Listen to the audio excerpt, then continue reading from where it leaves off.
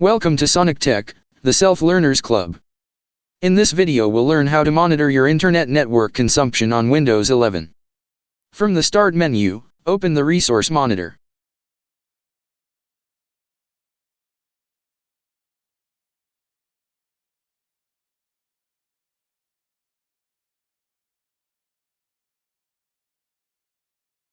From here you can check and monitor your network activity.